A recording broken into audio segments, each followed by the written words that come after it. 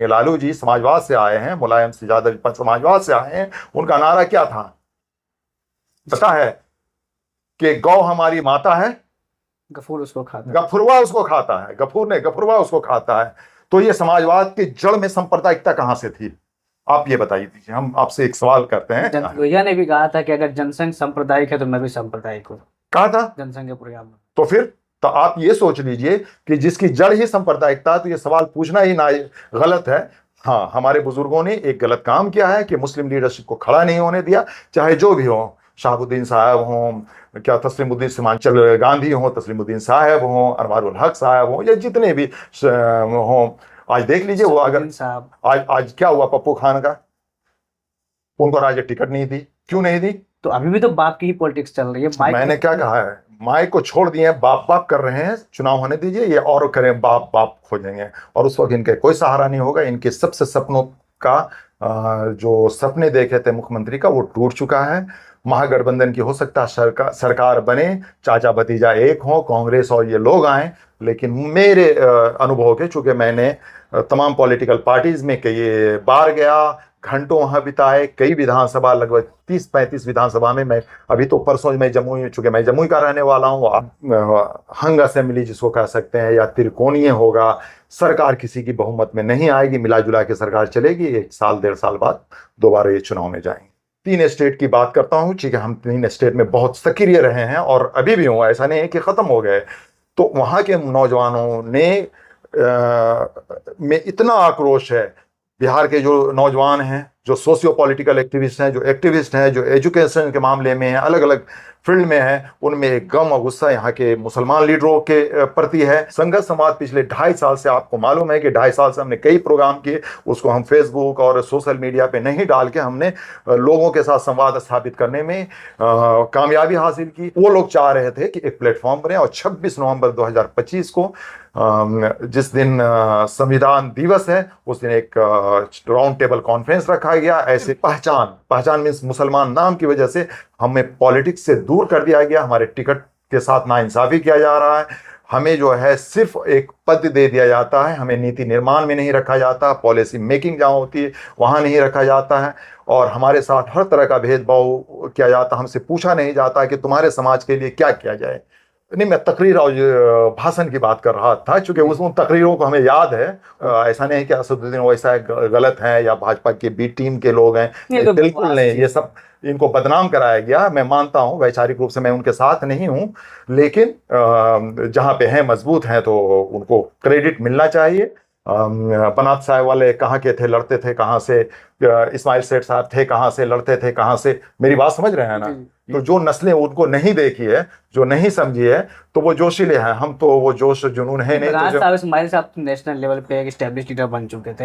अगर फरीदी अगर देखा जाए तो पूरे यूपी, राजस्थान, दिल्ली के इलाकों में एक लीडर बन चुके थे। हाँ जी, जमीनी सतह पे ये बिल्कुल उनका ही दिया हुआ नारा था, जिसको बाद में बामसेफ के काशीराम साहब ने, और जब काशीराम साहब बामसेफ बनाए थे तो वो बड़ा बड़ा फोटो उस वक्त छपता था फरीदी साहब को। धीरे धीरे छोटा हो गया। बहुजन का जो कंसेप्ट है बेसिकली डॉक्टर फरीदी साहब का, फरीदी का, बिल्कुल बिल्कुल।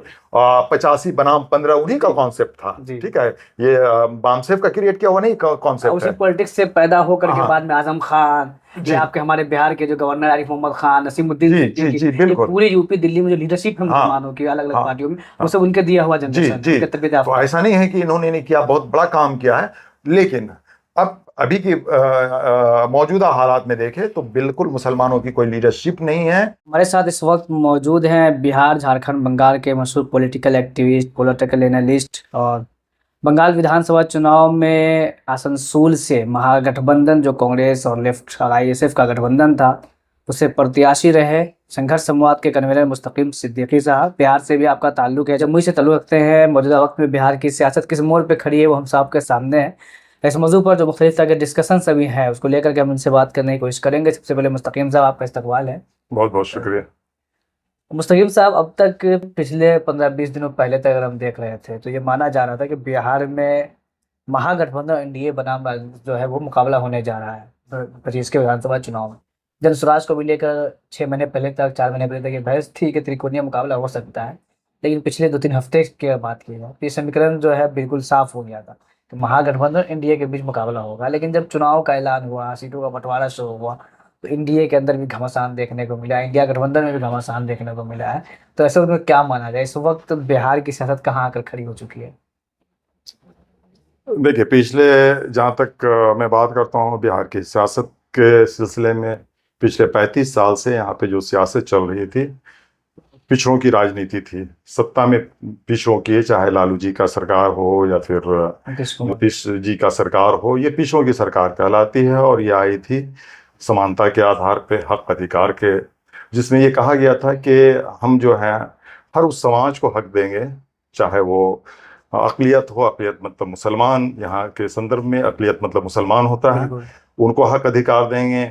जो वंचित समाज है, जो के सत्ता तो दूर की बात है, उनको अपने जीने का हक भी नहीं है, सही से वो कहीं खड़े नहीं हो सकते हैं, अपनी आवाज़ नहीं निकाल सकते हैं, मुद्दों की लड़ाई लड़ना तो दूर की बात है।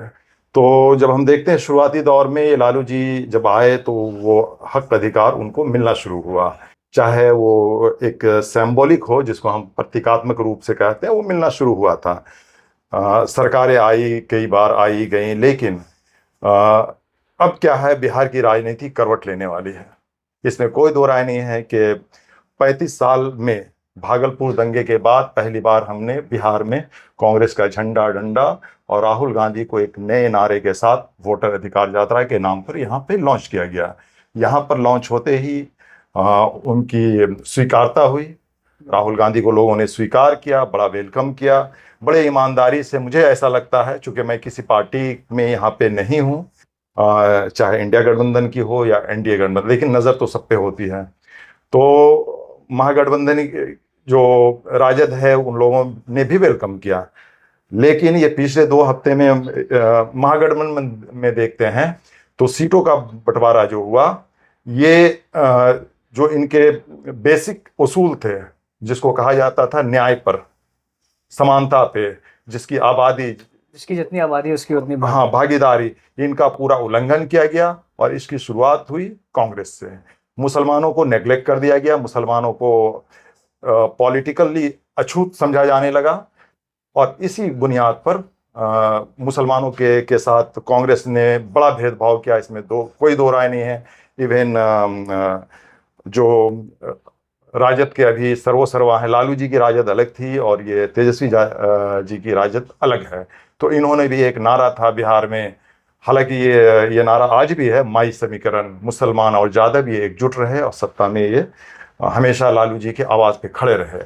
लेकिन हमारे तेजस्वी जी आते के साथ एक नारा अलग से दिए, बाप, माई को छोड़ो, बाप को बाप। तो जिसमें इन्होंने नारा दिया, बाप में बहुजन, अगड़ा, आधी आबादी और पुअर। तो हमें पुअर में ये मुसलमानों को हटा दिया। जैसे माई समीकरण में मुसलमान और यादव था, इन्होंने मुसलमान का नाम कहीं नहीं रखा। ठीक, ये किसी के इशारे पे चल रहे थे। और मुसलमानों को मैं समझता हूँ पुअर में मुसलमान को ही लिए थे, बाप में पुअर। और कौन है, आधी आबादी हो ही गई, सारी चीजें हो ही गई।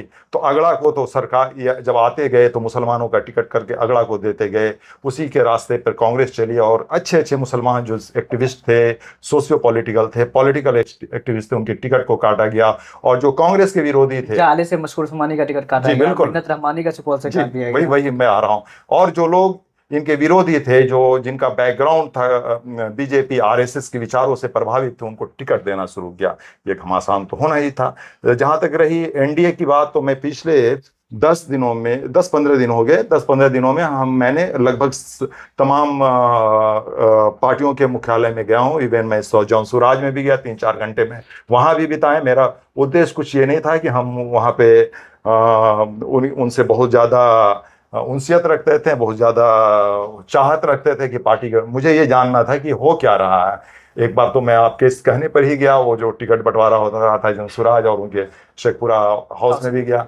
इससे पहले अपने अलग अलग दोस्तों के साथ गया, वहाँ पे देखा कि जो लोग राजद में टिकट के लिए लाइन लगाए हैं, मैंने उनको जौनसुराज में भी देखा था। ताज्जुब का बात है, मैं लोजपा के ऑफिस में जब गया तो वहाँ पे राजद के लोग भी थे, और जदयू के ऑफिस में जिनको देखा था वो राजद के ऑफिस में भी थे। तो ये जो चीजें हैं, कोई सब अपना जो है अपना देख रहा है, कोई किसी मुद्दे की बात नहीं कर रहा है। जब मुद्दे की बात नहीं होगी तो घमासान होगी। जब विचार की बात नहीं होगी, जब विचारों को रोन दिया जाएगा, तब क्या आएगा कि हम सत्ता में आने के लिए किस चीज का इस्तेमाल करें, तो वहां पे डेफिनेटली है सत्ता में। अभी देखा जा रहा है करीब 10+ सीटों पर हम्म, इंडिया गठबंधन की जो पार्टियां हैं, महागठबंधन की पार्टियां, वो एक दूसरे के खिलाफ फ्रेंडली लड़ाई लड़ रही है। हम्म, कांग्रेस के भी कैंडिडेट हैं उसी विधानसभा से, राजद के भी कैंडिडेट। हमने देखा कि राजेश राम जो कांग्रेस के प्रदेश अध्यक्ष हैं, हम्म, उनके खिलाफ आरजेडी ने अपने प्रदेश उपाध्यक्ष को खड़ा कर दिया है। हम्म, उसी तरीके से हम देखते हैं कि मुन्ना शुक्ला की बेटी के खिलाफ कांग्रेस के प्रत्याशी मौजूद है। अभी जो है फैयाज साहब जो राज्यसभा एमपी है राष्ट्रीय जनता दल के, हम्म, 20वीं से उनके बेटा आसिफ को टिकट दिया था, डॉक्टर आसिफ को राष्ट्रीय जनता दल ने। हम्म, उनके खिलाफ कांग्रेस से राशिद फाखरी अली जो है वो नॉमिनेशन करने जा रहे हैं। हम्म, तो पूरे बिहार में 10+ सीटें ऐसी है जहां पर राजद, कांग्रेस और सीपीआई के लोग। अभी बिहार शरीफ में कांग्रेस ने उमर खान साहब जो माइनॉरिटी के प्रदेश अध्यक्ष, उनको टिकट दिया, वहां पर सीपीआई ने अपना कैंडिडेट उतार दिया है। इस तरह से पूरे बिहार में 10+ सीटों पर फ्रेंडली लड़ाई ये करते हुए नजर आ रहा है। ये फ्रेंडली लड़ाई है या आपस में मनभेद का मसला है? देखिए, फ्रेंडली लड़ाई क्या होती है, जब हम एक गठबंधन में है तो फ्रेंडली लड़ाई का तो कोई कॉन्सेप्ट नहीं आता। ठीक है, ये जितने कैंडिडेट हैं इनका बैकग्राउंड देखिए कि ये अपने विधानसभा के जो 20 से 30 पंचायत होते हैं, इसमें बूथ लेवल में मीटिंग ये कितनी की है। ये लोग जितने भी मैदान में आए हुए हैं, क्या कहीं से उतारे गए हैं? इनका कोई गॉडफादर है कि आया और बुला के सीट दे दिया? जमीन पे काम करने वाले इसमें से कितने लोग हैं जो जिनके साथ ऐसा हो रहा है? नहीं, तो जमीन पे काम करने वालों के साथ भी हुआ है। अगर जैसे मैं बात करूं, और आइश आफ्ताब आलम साहब, हाँ, ठीक भाकपा है, माले से 20 में कैंडिडेट थे, ठीक है, वो रेगुलर जमीन पे मौजूद थे हाँ, और ठीक है, मुसलमान दलितों के बीच में बहुत एक्टिव थे, सक्रिय थे। ठीक है, लगातार आंदोलन करना, प्रोटेस्ट करना, उनके इशूज पे जो है हाँ, उनकी मदद करना, परेशानियों में, ये सारी चीजें कर रहे थे। जी, इसके बावजूद इस चुनाव में वो उनका टिकट काट दिया गया और वीआईपी को दे दिया गया। पहले अर्जुन राय का माहौल बनाया गया, जबकि अर्जुन राय भी चुनाव से 2-3 महीने पहले विधानसभा में उतरे थे। उससे पहले वो गायब थे पिछले 5 साल। इसके बावजूद काटा गया टिकट साहब। हाँ। जो आपने कहा कि वो जमीन पे काम कर रहे हैं, आफ्ताब आलम को मैं 20 साल से जानता हूँ और हमारे बहुत नजदीक रहे हैं वो। तो वो 20 साल में उन्होंने, आपने कहानी भी फेसबुक पे कुछ लिखा था, सैलाब में मदद। हाँ जी बिल्कुल, जब चूंकि हमारी ऑर्गेनाइजेशन के साथ वो जनरल सेक्रेटरी थे और उस जमाने में जब आफ्ताब बहुत कम उम्र था तो हमारे साथ था। तो उस कम उम्र में ही उसने, जब दरभंगा का एक बाढ़ 2004 में आया था, तो वो चूंकि मैं नहीं जा सका था, मैं बहुत बीमार था। मैं एक कहानी ही सुना देता हूँ। 2004 में मैं काफ़ी बीमार था।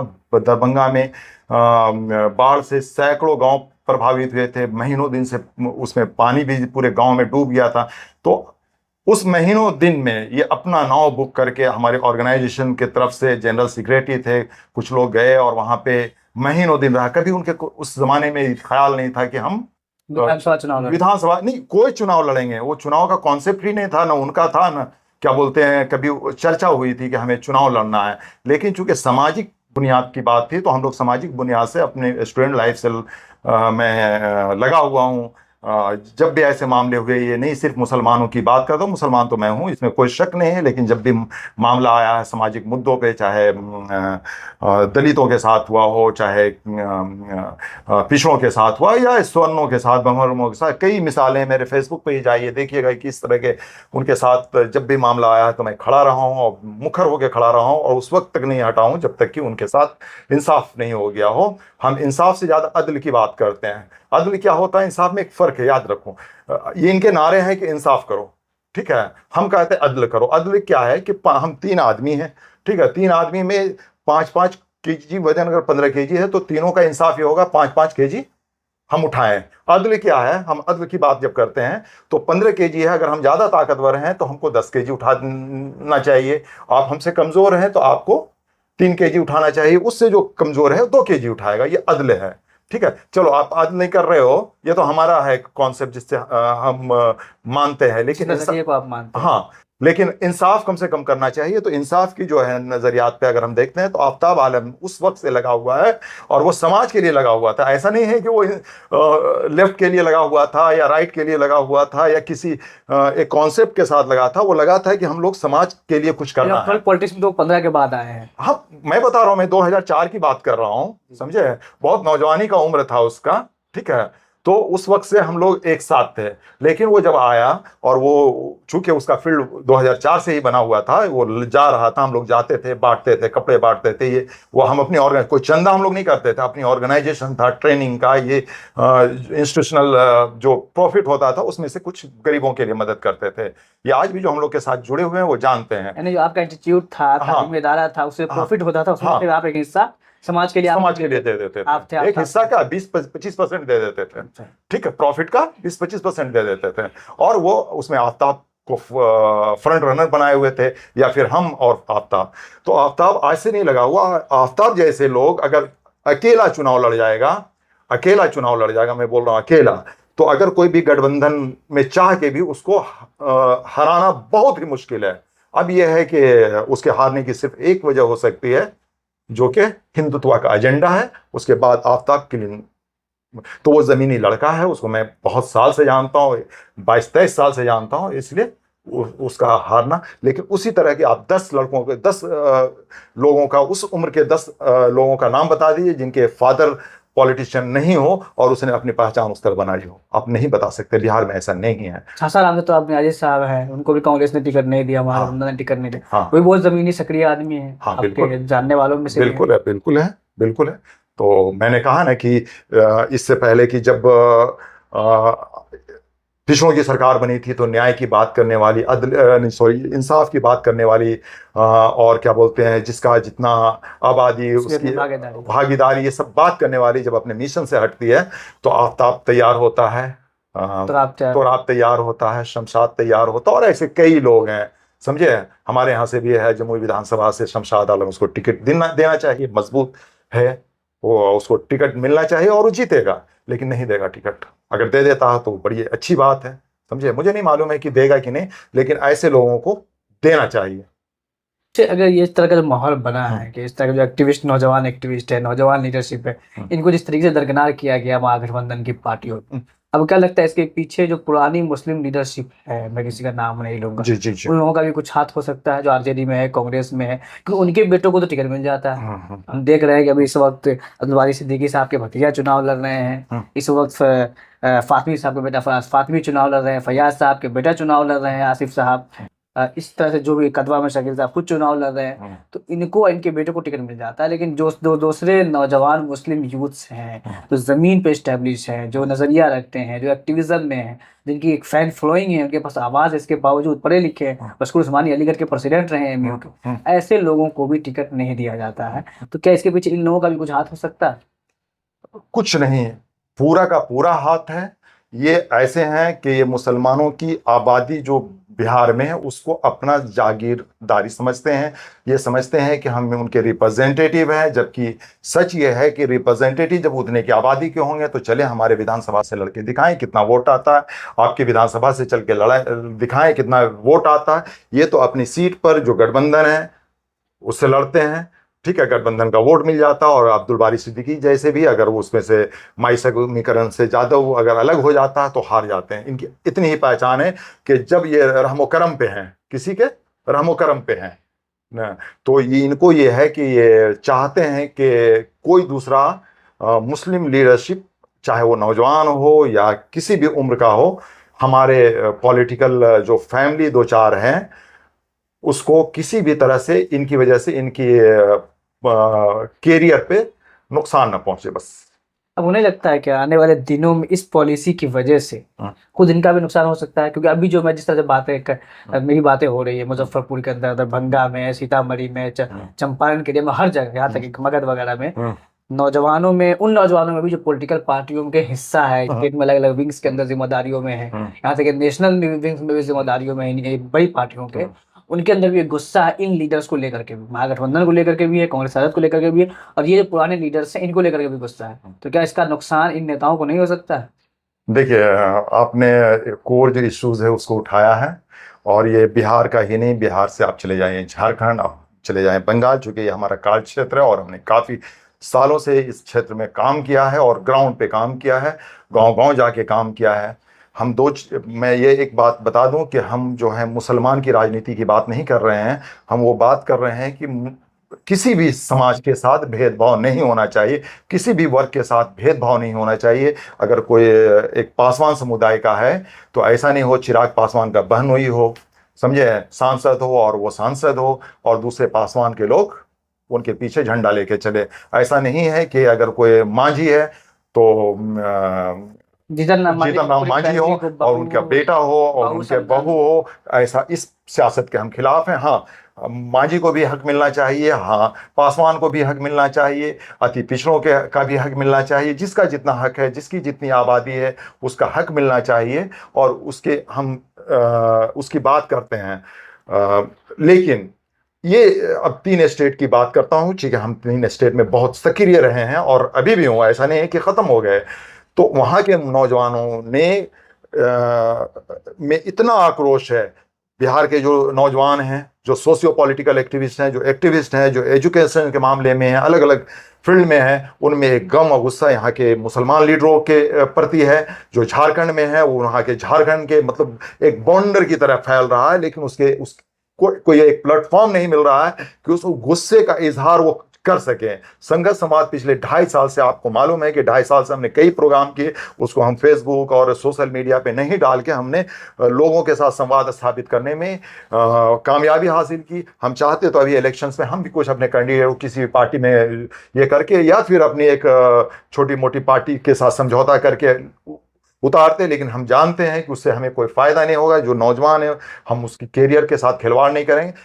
वो लोग चाह रहे थे कि एक प्लेटफॉर्म बने, और 26 नवंबर 2025 को जिस दिन संविधान दिवस है, उस दिन एक राउंड टेबल कॉन्फ्रेंस रखा गया। ऐसे बिहार के तमाम लोग, और उम्मीद है कि झारखंड और बंगाल से भी कुछ लोग, लेकिन बिहार के तमाम वो एक्टिविस्ट जो अलग अलग पार्टियों में हैं और जिनके साथ भेदभाव किया गया। कल भी हमारे कुछ कांग्रेस और दूसरी पार्टियों, राजद और जो भी इंडिया गठबंधन, एनडीए गठबंधन की लगभग कई एक्टिविस्टों से कल बात हुई। ऐसे लगातार हो रही है कि एक प्रोग्राम रखा जाए, और सिर्फ पहचान मीन्स मुसलमान नाम की वजह से हमें पॉलिटिक्स से दूर कर दिया गया। हमारे टिकट के साथ नाइंसाफी किया जा रहा है।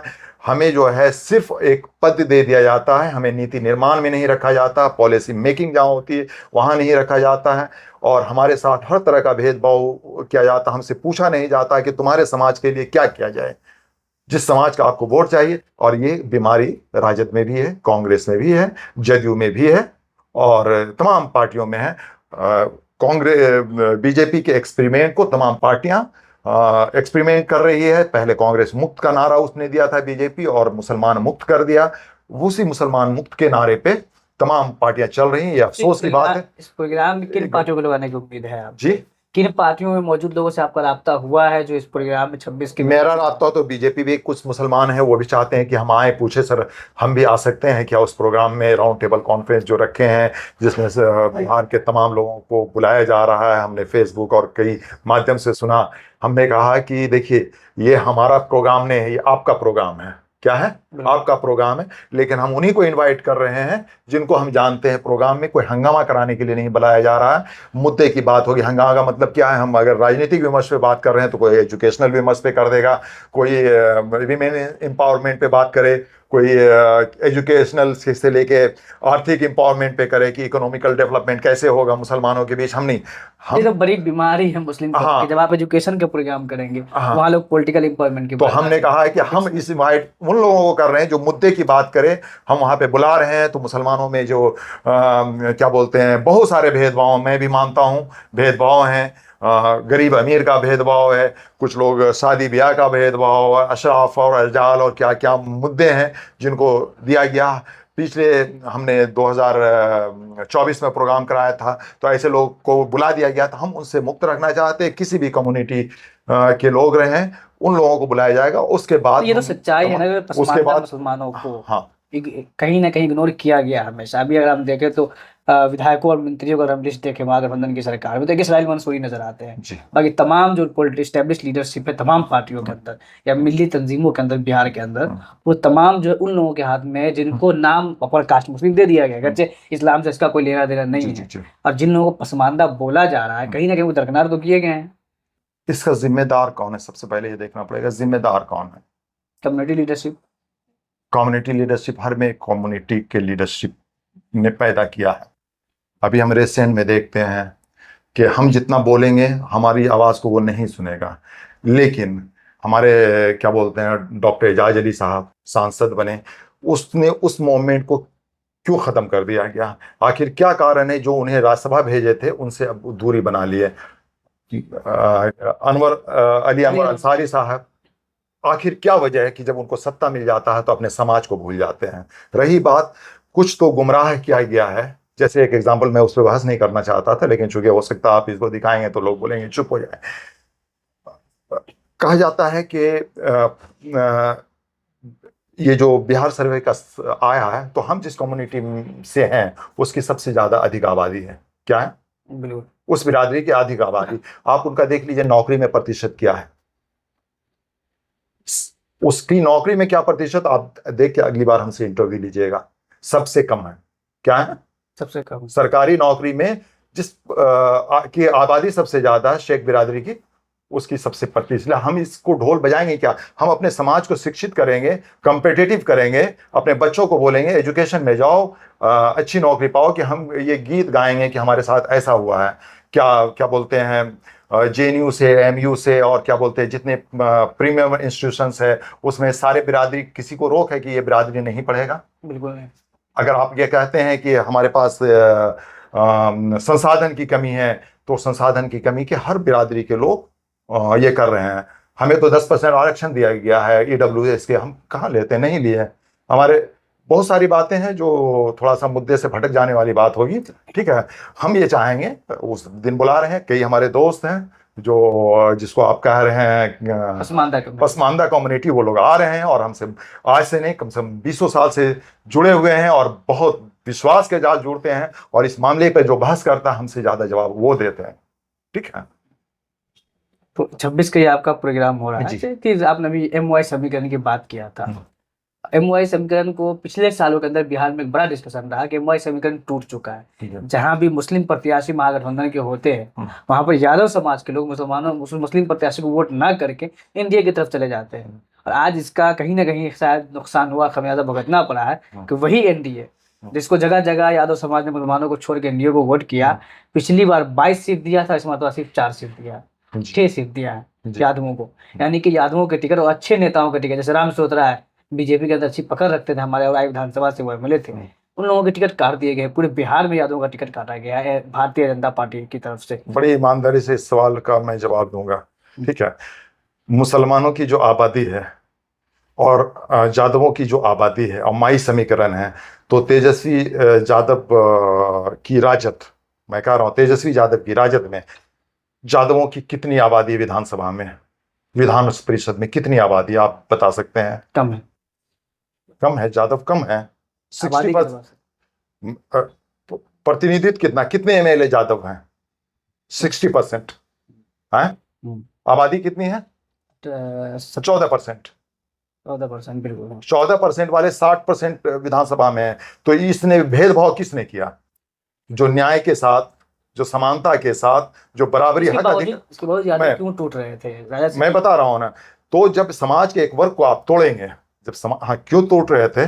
चूंकि सत्ता का लोभ सभी को है, ठीक है। वो ये नहीं सोचते हैं कि समीकरण क्या होता है, माई समीकरण से क्या फायदा होगा, क्या नुकसान होगा, ठीक है। चूंकि इनको, ये वो लोग हैं जो 89 से पहले वाले नहीं हैं, 89 के बाद वाले हैं, ठीक है। तो उनको लगता है, चूंकि 89 से पहले बिहार में यादवों का क्या हाल था, वो 89 से पहले जो होश हवास में थे उनसे पूछ लीजिएगा। मुसलमान कल भी वैसे था, आज भी वैसे ही है। अब मुसलमान कल मजबूत था, कल हमने बिहार में कांग्रेस ने मुख्यमंत्री बनाया था, ठीक है। समाजवाद की मैं बात करूंगा कि समाजवाद जो लालू जी हमारे यहाँ, आदरणीय लालू जी समाजवाद से आए हैं, मुलायम सिंह यादव समाजवाद से आए हैं, उनका नारा क्या था पता है? कि गौ हमारी माता है, गफूर उसको खाता है, गफुरवा उसको खाता है, गफूर ने गफुरवा उसको खाता है। तो ये समाजवाद के जड़ में सांप्रदायिकता कहां से थी? आप ये बताइए दीजिए। हम आपसे एक सवाल करते हैं। जनसंघ का समर्थन भी था। जनसंघ का समर्थक होने का मतलब क्या है? कि सांप्रदायिकता की जड़ें समाजवाद में हैं। तो जब समाजवाद की जड़ें, जब सांप्रदायिकता की जड़ें हैं समाजवाद में, तो वो तो एनडीए में भी जाएगा। वो मुसलमान को कैसे वोट देगा? तो उनकी जड़ ही में सांप्रदायिकता है। लोहिया ने भी कहा था कि अगर जनसंघ सांप्रदायिक है तो मैं भी सांप्रदायिक हूँ, कहा था जनसंघ के प्रोग्राम में। तो फिर तो आप ये सोच लीजिए कि जिसकी जड़ ही सांप्रदायिकता, तो ये सवाल पूछना ही ना गलत है। हाँ, हमारे बुजुर्गों ने एक गलत काम किया है कि मुस्लिम लीडरशिप को खड़ा नहीं होने दिया, चाहे जो भी हो, शहाबुद्दीन साहब हों, क्या तस्लीमुद्दीन सीमांचल गांधी हों, तस्लीमुद्दीन साहब हों, अनवारुल हक साहब हों, या जितने भी हों। आज देख लीजिए वो, अगर आज क्या हुआ पप्पू खान का, उनको राजद टिकट नहीं दी। क्यों नहीं दी? चूंकि उन्होंने लीडरशिप को खड़ा नहीं किया था। उस वक्त राजद के पागल थे, दीवाने थे।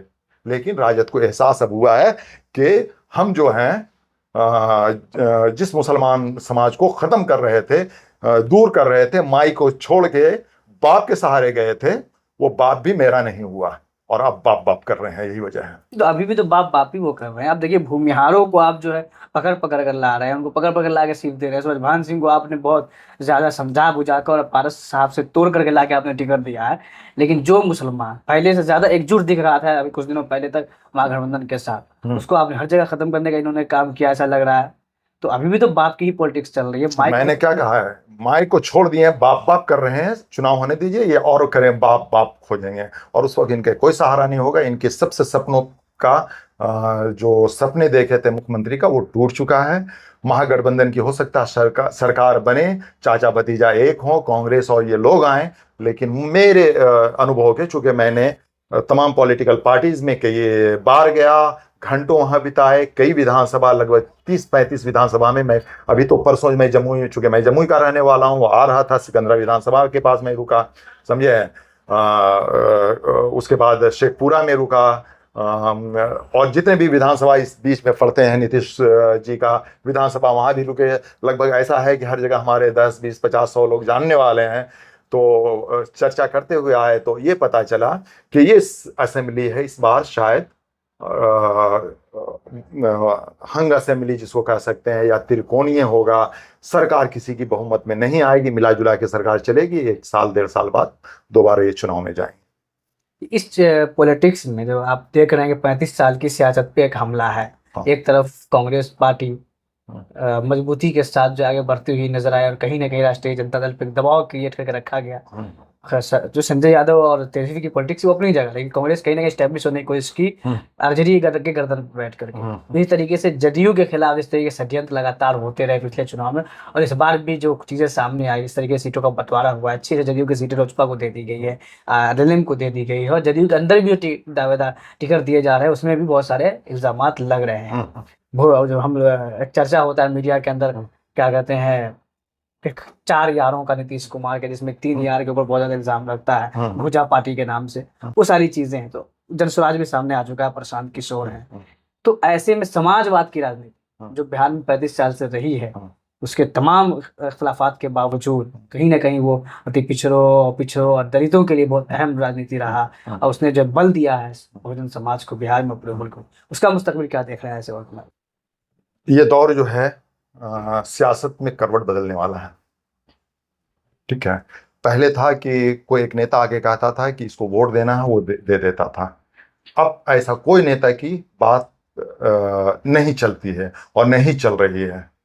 समाजवाद का जो झंडा को बुलंद किया गया था, ठीक है, और उसको अनैतिक रूप से उस पर कब्जा कर लिया गया, और वर्षों वर्ष कब्जा करके रहे, चाहे वो नीतीश कुमार जैसे मुख्यमंत्री हो, चाहे तेजस्वी जैसे उप मुख्यमंत्री हो। दोनों जब मन करे समाजवाद के नाम पर और इंसाफ के नाम पर जुट जाएं, जब चाहे सांप्रदायिकता के नाम पर अलग हो जाएं। इनके फायदे हों तो एक हो जाएं, इनके नुकसान हो तो अलग हो जाएं। और जो आवाम को बेवकूफ़ बनाया, और उसी का ये परिणाम है कि पूरा बिहार जागरूक हो चुका है। सोशल मीडिया के सहारे इतनी जागरूकता आ चुकी है कि आज गांव, खेत खलियान, हिंदू मुस्लिम, अलग अलग जातियां, सब एकजुट है। अति पिछड़ों के साथ तो बहुत बड़ा अन्याय हुआ। अति पिछड़ों के सारे प्रतिनिधित्व को खत्म कर दिया गया। सबसे ज्यादा आबादी उन्हीं की है, सबसे बड़ी आबादी उन्हीं की है, 38% इसके बाद। जी।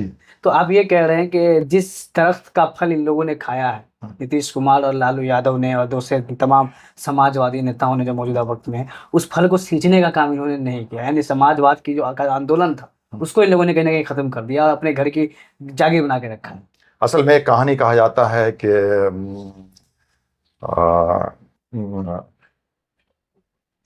शिकारी आएगा, जाल बिछाएगा, दाना डालेगा, लोग में बस हम रटते रहते हैं। चुनाव आता है, शिकारी आता है, जाल डालता, दाना फेंकता है, डाल डालता, हम उसमें फंस रहते हैं। तो ये क्यों हुआ है कि मुसलमानों से नफरत कराया गया तमाम लोगों को। आप इसे पहले एक सवाल पूछे थे जिसको इनकम्प्लीट रह गया था जवाब, कि यादव अलग क्यों हो जाते। इनको ये दिया गया, एक मैसेज दिया गया मुसलमानों के खिलाफ, जहर बोया गया। उस जहर में यादव का नौजवान नस्ल, वो नौजवान नस्ल उसको अपने अंदर ले लिया, और इस वजह से आज वो कह रहे हैं कि आपने कहा कि 6 सीट दिया जा रहा है यादवों को एनडीए की तरफ से, ये 6 सीट मिल रहा है वो भी उपहार है यादवों के लिए। वरना एक ऐसा समय आएगा, सत्ता जब करवट लेगी और स्वर्ण और भूमिहार की 35 साल पुरानी राजनीति आएगी, तो जैसे आज राजनीति में मुसलमानों का हाल है कि मिला के भी 10 सीट नहीं मिलेगा, वही यादवों के साथ होने वाला, और इनका फल इनकी वजह से मिलेगा। तो ऐसे मुस्लिम नौजवानों का या मुस्लिम सियासत का क्या कुछ आप देख रहे हैं ऐसे वक्त में, जबकि जो जनरेशन जेड का दौर है और एक विमर्श देखने को मिलता है, हम देख रहे हैं कि मुस्लिम नौजवानों में चाहे वो पढ़े लिखे हो या अनपढ़, उन सब का, चाहे वो काम करने वालों, बैग का कारोबार करने वालों, फल फ्रूट बेचने वालों, यहाँ तक कि वो भी इस जनरेशन जेड के वो नौजवान भी जो गांव में बैठ के चरस और भांग पी रहे हैं बैठ कर गाछे खेतों के अंदर, उनके बीच में ये डिस्कशन होता है कि सब मुसलमान को बेवकूफ़ समझ लिया है, मुसलमान को अपना नेता चुनना होगा, मुसलमान को अपनी पॉलिटिक्स खड़ी करनी होगी। ऐसे में क्या फ्यूचर आप देख रहे हैं, जबकि हम ये भी देख रहे हैं कि मजलिस इत्तेहादुल मुस्लिमीन इसी विमर्श का फायदा उठा के, कहीं ना इसी विमर्श को क्रिएट करके, असदुद्दीन ओवैसी साहब का इसमें कोई शक नहीं है कि बड़ा किरदार रहा है इस विमर्श को मुल्क में मजबूत करने में मौजूदा वक्त। गर्चे इस विमर्श को उन्होंने नहीं दिया है, लगातार कई दशक से कुछ चलती रही, लेकिन असद साहब ने पिछले चंद सालों में इस जनरेशन जेड के अंदर इस विमर्श को उन्होंने ही जिंदा किया है, मजबूत किया है। उनकी पार्टी में जैसे इत्तेहादुल मुस्लिमीन 2015 से बिहार में सियासत कर रही है और मुकम्मल तौर पे इलेक्ट्रल पॉलिटिक्स में वो नाकाम है। नैरेटिव की सतह पे उनकी बातें चल रही है, इलेक्ट्रल पॉलिटिक्स में वो नाकाम है। फिर क्या मुस्तकबिल मुस्लिम सियासत? देखिए, जब मुस्लिम सियासत की बात करते हैं तो दरअसल चूंकि आप हमसे उम्र में कम हैं, हम वो उस जनरेशन से हैं जब हम बनात वाले की तकरीर सुनते थे, ऑडियो में, पेपर में पढ़ते थे। जी। ठीक है, बनात वाले की तकरीर के सामने असद साहब कुछ नहीं है। माफ कीजिएगा, हो सकता है ये आपको बुरा लगे, लेकिन अगर आपने बनात साहब वाले का तकरीर सुना होगा, इस्माइल सेठ साहब का सुना होगा, तो उनके सामने ये लोग कुछ नहीं है। समझे, ये जोशीले हैं और वो वैचारिक था। ठीक है, उनके साथ प्लानिंग थी, समाज को, कौम को, मिल्लत को, देश को, मुल्क को, मिल्लत को और तमाम लोगों को जो बसने वाले हिंदुस्तान के जिम्मेदार नागरिक हैं, उनको किस दिशा में ले जाना है, उनकी प्लानिंग थी। शायद उसी प्लानिंग का हिस्सा है कि आज भी इतना कमजोर होने के बाद भी उनका दर्द कायम है। जी, तो वो ये इलेक्टोरल पॉलिटिक्स में नाकाम है और वो वैचारिक पॉलिटिक्स में कामयाब थे। ठीक है, लेकिन इन सब के बीच में एक फरीदी भी रहे। हाँ, वही तो नहीं, मैं तकरीर और भाषण की बात कर रहा था, क्योंकि उन तकरीरों को हमें याद है, उन भाषणों को हमें याद है। लोग ये जोशीले भाषण, थम्स अप का बोतल खुलता है, निकल जाता है। ठीक है, कई आरोप लगते हैं, ऐसा नहीं है कि असदुद्दीन ओवैसी गलत हैं या भाजपा की बी टीम के लोग हैं, तो बिल्कुल नहीं, ये सब इनको बदनाम कराया गया। मैं मानता हूं, वैचारिक रूप से मैं उनके साथ नहीं हूं, लेकिन जहां पे हैं, मजबूत हैं, तो उनको क्रेडिट मिलना चाहिए। जो आवाज़ बुलंद करते हैं जहाँ पे, उनको क्रेडिट मिलना चाहिए, और ये उनकी जिम्मेदारी है। वो मुसलमानों पे कोई एहसान नहीं है, मैं उनको एहसान नहीं मानता हूँ। इसलिए नहीं एहसान मानता हूँ कि वो उस सीट पर है जो उनके वालिद को दिया था कांग्रेस के सहयोग से, तो वो तो कांग्रेस के ही सहयोग से उनके वालिद एमपी बने। ठीक है, आज भी वो कांग्रेस, वो तो सीट बदल के दूसरे को नहीं दे दिए कि आइए बिहार से हम लड़ते हैं और वहाँ पे दूसरा बिहारी जाके लड़े। ठीक है, ऐसा नहीं है। बनात साहब वाले कहाँ के थे, लड़ते थे कहाँ से? इस्माइल सेठ साहब थे कहाँ से, लड़ते थे कहाँ से? मेरी बात समझ रहे हैं ना? ये चीज़ तो इसमें नहीं है, क्या बोलते हैं, असद साहब में। तो जो नस्लें उनको नहीं देखी है, जो नहीं समझी है, तो वो जोशीले हैं। हम तो वो जोश जुनून है नहीं। बनात साहब, इस्माइल साहब नेशनल लेवल पे एक एस्टेब्लिश लीडर बन चुके थे। अगर फरीदी अगर देखा जाए तो पूरे यूपी, राजस्थान, दिल्ली के इलाकों में एक लीडर बन चुके थे। हाँ जी, जमीनी सतह पे। जी बिल्कुल, उनका ही दिया हुआ नारा था, जिसको बाद में बामसेफ के काशीराम साहब ने, और जब काशीराम साहब बामसेफ बनाए थे तो बड़ा बड़ा फोटो उस वक्त छपता था फरीदी साहब को, धीरे धीरे छोटा हो गया। बहुजन का जो कंसेप्ट है बेसिकली डॉक्टर फरीदी साहब का, फरीदी का, बिल्कुल बिल्कुल।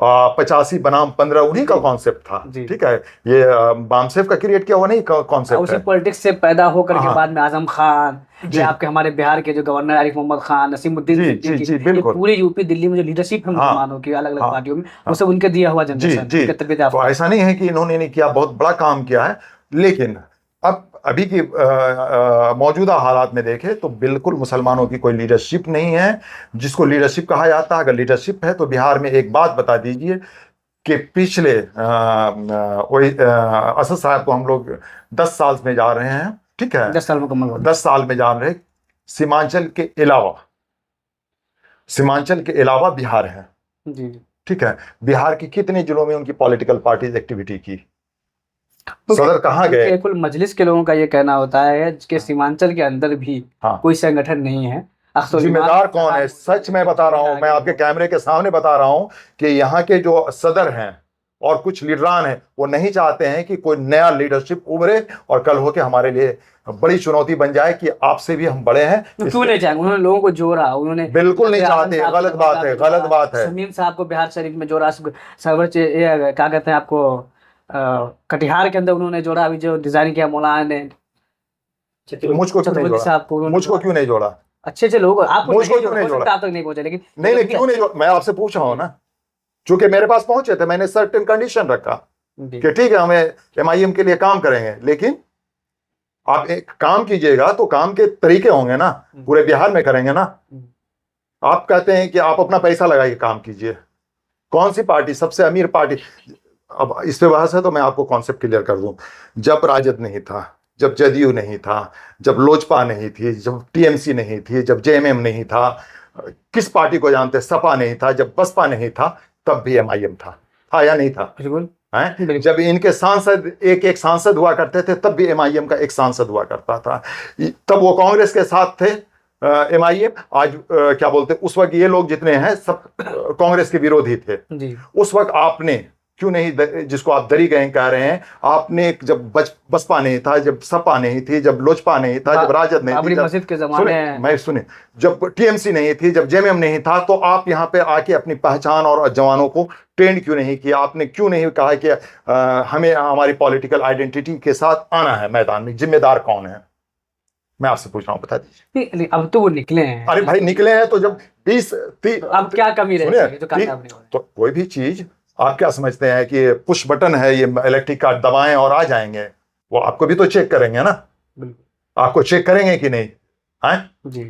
तो जैसी तमाम पार्टियां कर रही हैं, आपको तो कोई यहाँ विरोध नहीं कर रहा है, कोई मुसलमान इस तरह विरोध नहीं कर रहा। ठीक, ओपोनेंट कुछ आपको बोलता हो, हम जैसे जिम्मेदार लोग तो विरोध नहीं कर रहे हैं। आपने पूछा कि क्यों, तो हम सवाल आपसे पूछ लिया कि जब ये पार्टियां यहाँ अस्तित्व में नहीं थी, इनका फाउंडेशन नहीं हुआ था, हमने जितनी पार्टी TMC के बनने से पहले ना MIM है, सपा के बनने से पहले ना, कांग्रेस जो है मुसलमानों के लिए बेहतर है। तो जब कांग्रेस बेहतर थी तो फिर जब ये लोग लड़ाई कर रहे थे कांग्रेस से, तो आपको कांग्रेस से अलग होकर इनके साथ आना चाहिए था। सवाल पूछूंगा, ये सवाल जब पूछते हैं तो ये लोग समझते हैं कि हम ये विरोधी हैं।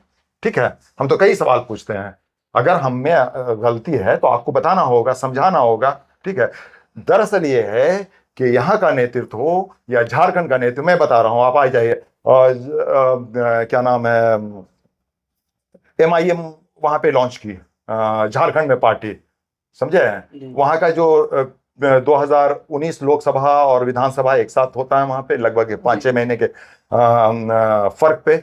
तो वहां के जो प्रदेश अध्यक्ष थे मन्नान मलिक साहब के साहबजादे थे। ठीक है, बाप कांग्रेस में, बेटा MIM में। ठीक है, हमारे कई साथियों ने कहा मदद कीजिए। हमने कहा कि भैया सबसे पहले MIM किसी को भी सदर बना देगी तो हम कैसे चले जाएंगे? हमको सदर नहीं बनाएगी, हमको सदर नहीं बना सकती है MIM। क्यों नहीं बना सकती? चूंकि हम उस पॉलिटिक्स के हैं, जानने वाले और मानने वाले और समझने वाले, कि जहां पे पॉलिटिक्स है तो वो स्टेट के लोग डिसाइड करेंगे कि ये स्टेट में क्या होना चाहिए। 1% डिसाइड नहीं करेगा। मुस्तकीम सिद्दीकी डिसाइड नहीं करेगा कि पूरे बिहार में टिकट किसको देना है, या असद साहब डिसाइड नहीं करेंगे कि बिहार में टिकट किसको देना है।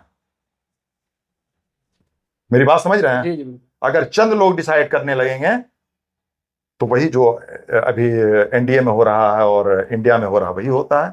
और इस कार्यकर्ता को दीजिए जो जमीन पे काम कर रहा है, जो लगा हुआ है, जो पैराशूट आता है। सब बोले तो कि हम गरीब का लोगों को नेता बनाने के लिए आए हैं, हम उन लोगों को नहीं नेता बनाने आए हैं जो मुनाफिक है, गद्दार हैं, जैसे पिछली बार 4 लोग गद्दारी कर गए, वैसे लोग को नेता बनाना होना चाहिए। किसने बुलाया था वहां? अगर वैसा गद्दार है तो अभी आप बहादुरगंज में जिसको टिकट दिए हैं वो तो दूसरे लोग हैं, आप उसको क्यों बना रहे हैं? बहादुरगंज में और कोई नहीं मिला आपको? तौसीफ साहब। तौसीफ साहब तो कांग्रेस के थे, वो गद्दार कौन है? कांग्रेस के गद्दार को आपने बना लिया। पिछली बार आपने राजद के गद्दार को बनाया था। और क्या लगता है कि आपके जीत जाएंगे तो आपको वो हलफनामा कसम खिलवा दिए? अल्लाह का कसम, ये सब मजाक था, बहुत गंदी। मुझे बड़ा ताज्जुब हुआ कि ये लोग क़यादत करेंगे, ये मजहब का मजाक उड़ाएंगे कि आप वीडियो बनवा रहे हैं कि हम एक मौलाना, वो मौलाना किस लिए जुटा था? अब्दुल्ला सालिम कमर चतुर्वेदी। क्यों जुड़ा था? क्यों जुटा था? उसको कौम का दर्द था। आप बताइए ना, कौम का दर्द था उनको? नहीं, कौम का दर्द नहीं था। उनको लगा था कि एक बहती गंगा है, असद साहब के गंगा में नाव चल रहा है, बैठ जाएंगे तो हम विधानसभा पहुंच जाएंगे। बस इसके जिस दिन उसको एहसास हुआ कि नहीं पहुंचेंगे तो वो अल्लाह की कसम खा के, हलफनामा लेके, खुदा को हाजिर नाजिर करके और चला गया कहीं और। जबकि एक वीडियो ये भी है कि उस हाँ। हलफनामे के बाद कि जिस मुर्शिद साहब को टिकट दिया है एमआईएम ने, उनके साथ अब्दुल्ला सालिम बैठ करके ये कह रहे हैं कि टिकट हमें या इनको जिनको भी दिया जाएगा, हम मिल करके सीट निकालने की कोशिश करेंगे। मुर्शिद साहब को मिलेगा तो भी हम इनको जिताएंगे, ये वो वीडियो में कह रहे हैं, बैठ करके अपना वादा कर रहे हैं। और चंद घंटों में वो बदल गए और फिर वो आकर के रोना धोना उनका शुरू हुआ फेसबुक लाइव में। शाम तक जो है वो जनसुराज के स्टार प्रचारक बन चुके थे। चंद घंटों के बाद जो है उन्होंने 20 तारीख को फिर नॉमिनेशन करने का ऐलान कर दिया। मैं ये कहूंगा कि देखिए, वो पॉलिटिक्स उनका अलग है, हम उनके बहुत सारे, असद साहब के हम विरोधी नहीं हैं, ठीक है। हम जहाँ पे वो सही है हम उनका पुरजोर समर्थन करते हैं, ठीक है। और कोई भी बंदा पूरा परफेक्ट नहीं है, कोई फरिश्ता नहीं है, ठीक है। असद साहब फरिश्ता नहीं है, असद साहब एक पॉलिटिशियन है। उनको जहां अपने हित का फायदा नजर आएगा, अपनी सियासत का फायदा नजर आएगा, वो करेंगे। चाहे वो अगर लगेगा कि आरएसएस के किसी बंदे को लाके हमें ये 2-4 लोकसभा जीत सकते हैं, वो आरएसएस के बंदे को भी लाएंगे इसमें। और तो मैं कहता हूं, मैं तो कई बार लिखा भी कि जिस दिन एमआईएम जो है बीजेपी से गठबंधन कर देगी, भारत की सबसे मजबूत पार्टी बन जाएगी।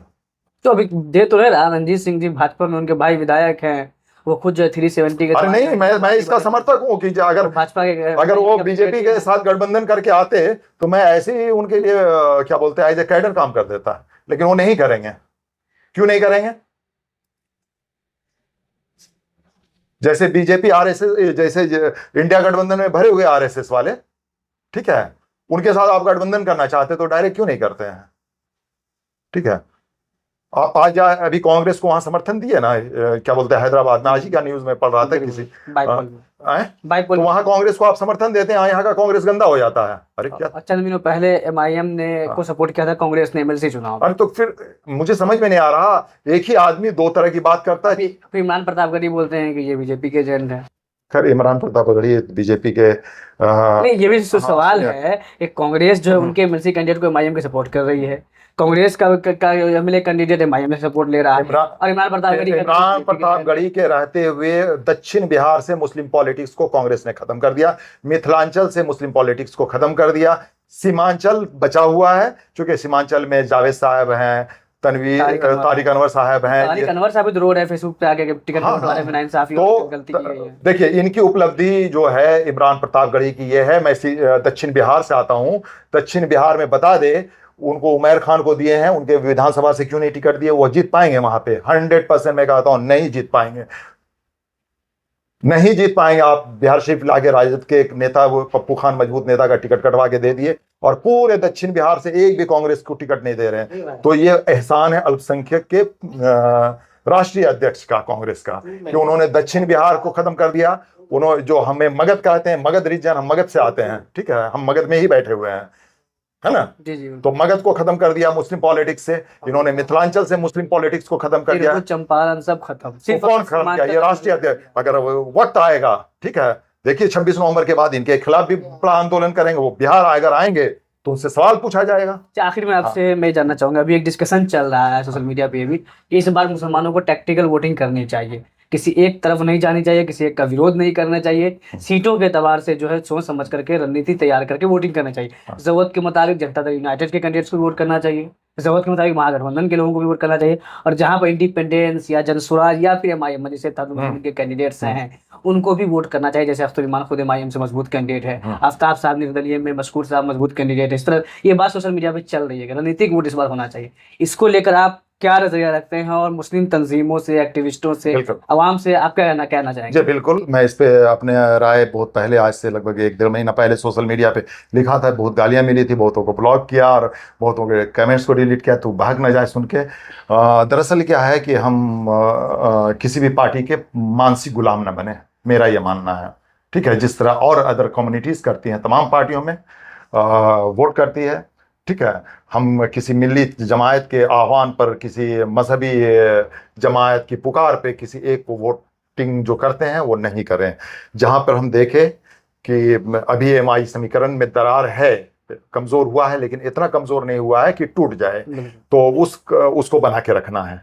ठीक है, हम इसके एकदम विरोध में हैं कि एमवाईओ को खत्म कर दिया जाए, बिल्कुल नहीं खत्म करना चाहिए। लेकिन इसके साथ भी इस बात का भी ख्याल रखें कि जो कांग्रेस में बीजेपी आरएसएस के तरफ से लॉन्च किए गए हैं, जैसे सुपौल में वो लड़का अनुपम, या क्या नाम है, ऐसे कई हैं जो का टिकट काट कर गए। हाँ, ऐसे कई हैं, ये ऋषि मिश्रा हैं। इन लोगों को अगर जमानत जब्त करने के आपकी ताकत है तो जमानत जब्त करा दीजिए। ठीक है, वहां पे आपके पास कोई कैंडिडेट नहीं है तो जदयू के मजबूत कैंडिडेट को दीजिए, जनसुराज को दीजिए तीसरा विकल्प में। ठीक है, अगर नहीं रहा तो अपना वोट किसी इंडिपेंडेंट को दे दीजिए। वोट को नोटा वोटा ये सब जो कहानी चलती है उसके खिलाफ मैं हूं, चूंकि अपने वोटिंग राइट्स को सही जगह इस्तेमाल कीजिए। राजद के मजबूत कैंडिडेट जिनका कोई भी लोकल मुद्दे पर कभी भी वो सांप्रदायिक ताकतों के साथ समझौता नहीं किया है, वो राजद के कैंडिडेट हों, वो जदयू के कैंडिडेट हों, या वो इंडिया गठबंधन के कांग्रेस के किसी को, उसको वोटिंग करना चाहिए।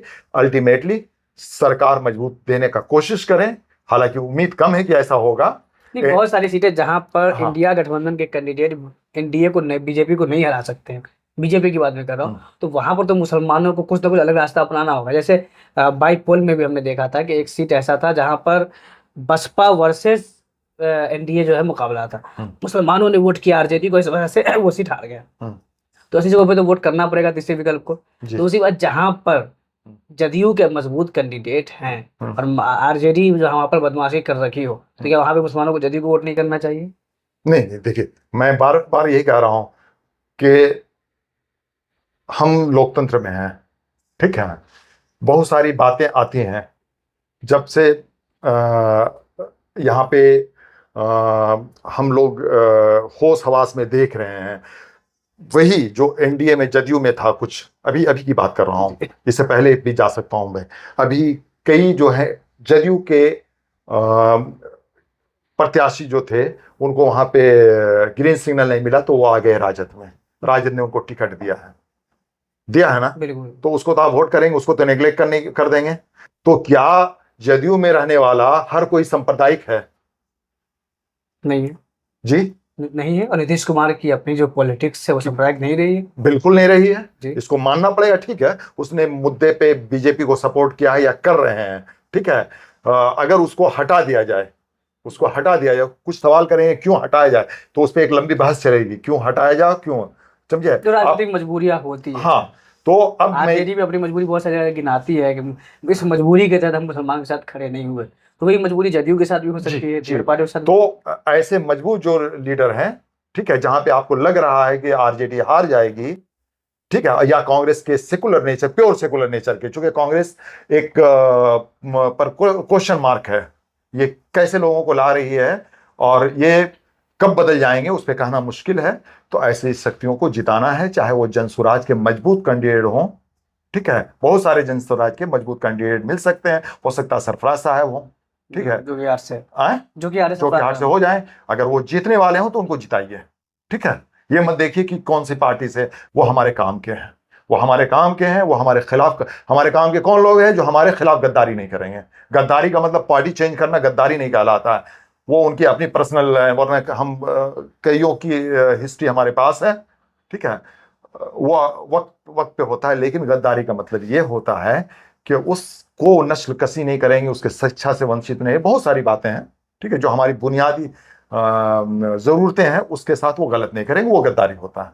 अगर उसके साथ गद्दारी कर रहा है बुनियादी सांप्रदायिकता ज़रूरत, का खेल नहीं खेलेंगे। हाँ तो ये नहीं आप कहना चाहिए टैक्टिकल वोटिंग मुसलमानों को एकदम करना एकदम चाहिए एकदम विधानसभा वाइज चीजों को देख करके, बिल्कुल चाहे भाजपा के अलावा जिसके भी कैंडिडेट हो सोच समझ के जी। जिस विधानसभा अब आपको मैं बताता हूँ, मेरे जमुई में चकाई की विधानसभा है, जी ठीक है, जदयू के हैं, हमारे नरेंद्र सिंह नेता थे, ठीक है, उनका बेटा है सुमित सिंह को वोट करना चाहिए, चाहे जितना मजबूत हो। जदयू के हाँ क्यों करना चाहिए, जदयू से हैं वो, क्यों करना चाहिए? अभी वो क्या नाम है, दंगा एक हो गया था जमुई में, वो एक लड़की है जो क्या बोलते हैं, जाके वहां पे मस्जिद के सामने कुछ ऐसा हो रहा था, उसमें उनकी छवि बहुत साफ से बहुत सख्त कार्रवाई की है, ठीक है, दंगा को रुकवाया। अगर वो दंगाई होते, वो सब सांप्रदायिक होते सुमित सिंह, तो क्या करते, हवा दे देते हैं। हवा दे देते। लेकिन वो ईमानदार, ठीक है, वो धर्म को मानेगा। हम मस्जिद में पूजा, मंदिर में पूजा हम तो कर रहे, मैं भी चुनाव लड़ रहा था 2021 बंगाल विधानसभा, तो मैं तो नहीं गया कि हम मंदिर में जाके पूजा कर रहे हैं। भाई जब हम पूजा नहीं कर सकते तो कैसे हम यकीन करें कि यही तो सेकुलरिज्म है ना कि हाँ, महात्मा गांधी कभी नमाज नहीं पढ़े, मौलाना आजाद कभी मंदिर नहीं गए, लेकिन तो, दोनों मिल के देश के लिए सोचा तो, करते थे। तो हम उम्मीद करें कि सुमित सिंह जदयू में है तो वो सांप्रदायिक है नहीं। मैं तो अपील किया हूँ कई लोगों का भी, मैं जमुई गया था एक दिन, कोर्ट पे बैठा हुआ था, कई लोग बोले, हमने कहा एकदम जिताना चाहिए, अगर जरूरत पड़ी हमको बुलाया गया या हमको लगेगा कि जाना चाहिए तो हम सुमित सिंह का, वो तो जदयू का है, क्योंकि वो जो बेसिक जरूरतें हैं वहां पे बहुत कम मुस्लिम आबादी है, जहां जहां पे आप मगध, आप दो बिहार को अलग अलग हिस्सों में बांट दीजिए, कुछ लोग जो सीमांचल में हैं उनको लगता है कि ये बिहार में ऐसा ही मुसलमान है, लेकिन आप मगध में आ जाएंगे तो अभी मगध के ऐसे ऐसे गांव में मैं आपको ले जाऊंगा जिसमें 100 घर भी नहीं है, 10 घर है, 5 घर है, 2 घर है, 1 घर भी है, 1 घर का भी गांव है यहां जहां मुसलमान बसते हैं, ठीक है। अब वहां पर का मुसलमानों की राजनीति क्या होगी? तो राजनीति करने से पहले ये देखना होगा कि हम कहाँ पे हैं, हमारी आबादी क्या है, उस हिसाब से हमको सोचना है। नहीं, बहुत शुक्रिया। हमारे साथ मुस्तकीम सिद्दीकी साहब थे, इन्होंने मौजूदा बिहार में जो हालात हैं सियासत के, उस पर तफसील से बात रखी, मुसलमानों को किस तरह का पॉलिटिकल इनिशिएटिव लेना चाहिए, किस तरह की पॉलिसी इस चुनाव में और इसके बाद अपनानी चाहिए, उस पर इन्होंने बात रखी। खासतौर पे जो 26 नवंबर को संघर्ष संवाद की तरफ से पटना में एक मीटिंग रखी जा रही है जिसमें तमाम राजनीतिक दलों से जुड़े हुए मुस्लिम यूथ, मुस्लिम एक्टिविस्ट, पॉलिटिकल एक्टिविस्ट जमा होंगे और मौजूदा वक्त में मुसलमानों के सियासी हालात क्या हैं, उनकी नुमाइंदगी कैसी है और मुस्तकबिल में क्या पॉलिसी होनी चाहिए, इस पर डिस्कस करेंगे। इस पर उन्होंने तफसील से बात रखी है। कैमरा पर्सन महताब आलम के साथ मैं मोहम्मद सैफुर रहमान। शुक्रिया।